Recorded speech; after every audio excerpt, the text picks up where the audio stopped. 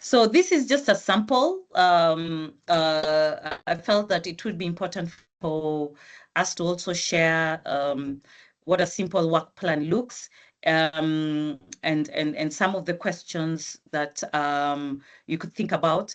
This is one of many. I mean, if you Google, there are many resources or plan templates. So pick one that suits you and that suits the work or suits the objectives or the goals that you want to achieve.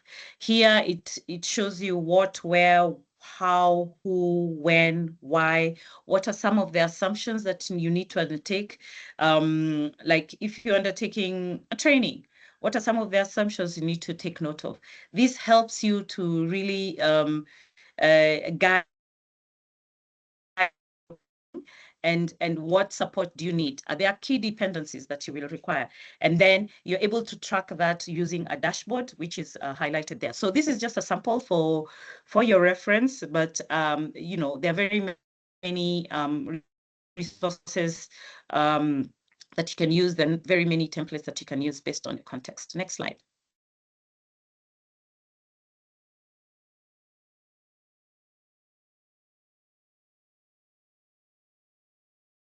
So moving on to timelines. Timelines are really very closely tied to work plans.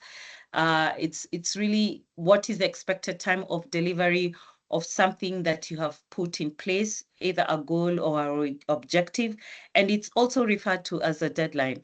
It's a key dependency of timeline is scheduling.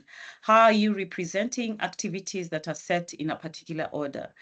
And timelines are used for various purposes. They're used to assess trends over time, used for tracking, which I've mentioned also tied to work plans, and prioritization. Because if you have expected time of delivery, then it actually prompts you to say, what is important? What do I need to focus on? What is good to have and what is nice to have. And that helps you with prioritizing what you need to do before other activities. Next slide.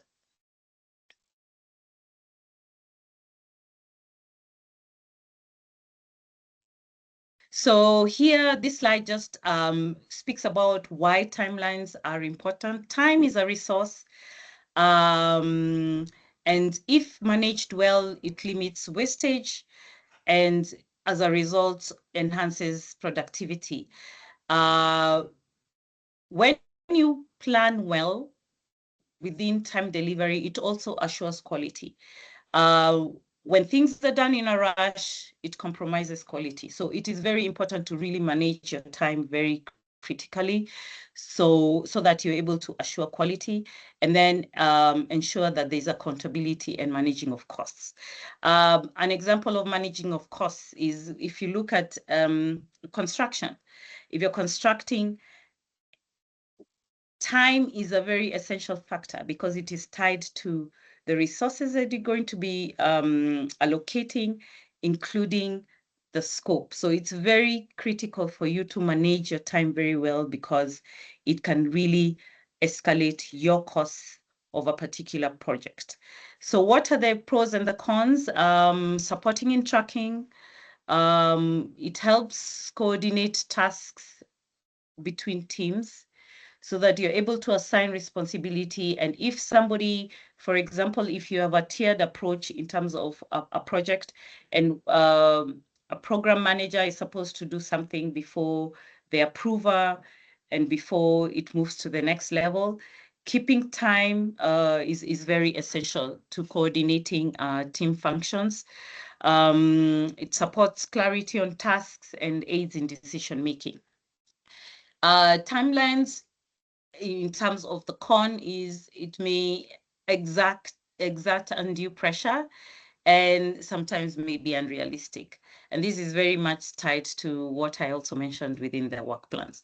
There are various tools that you can use to manage time, and I've listed there some that you can use to really manage your time, manage your tasks. I will show you one particular tool, which is the Eisenhower. It really supports you in prioritization.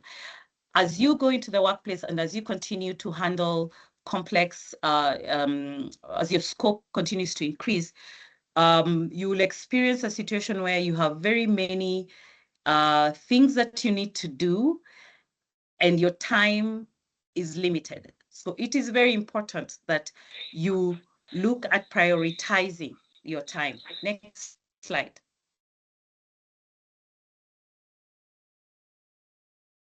This is the Eisenhower matrix, which helps you to categorize tasks or activities that you need to do and where they need to fall. So on the y-axis, it shows the level of importance. On the x-axis is the urgency. So looking at those particular quadrants, it guides you to know where you need to place a particular task or activity and be able to manage your time, because your time is very limited. You do not want a situation where you overexert yourself or you're working beyond, you're not being efficient in how you're managing your time. So this matrix really helps you to plan and prioritize your time and allocate time to where it's most needed, which is urgent and important tasks, while you push away or put aside tasks that can wait. And in so doing, please ensure that as you're working with teams is also communication in terms of what you're doing is very important, because people have expectations. So you need to manage those expectations by advanced communication on if something has to be put aside, why it needs to be put aside, why you're focusing on what's critical as you move forward. Next slide.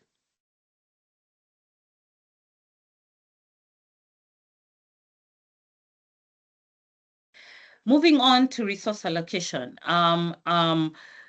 I think while discussing resource allocation, it's very difficult to divorce resource mobilization from allocation, because you've got to have the particular assets, which are either in cash, material, or technical expertise for you to intervene and then now proceed to allocating. Resources is not only financial in nature, and that's something that's critical for everyone to understand. It looks at a whole spectrum of inputs, which are materials, technical capacity, and others. So it's very important to know where are the resources coming from, and then now how do I allocate the resources that I have towards the goal or objectives or activities that I want to undertake.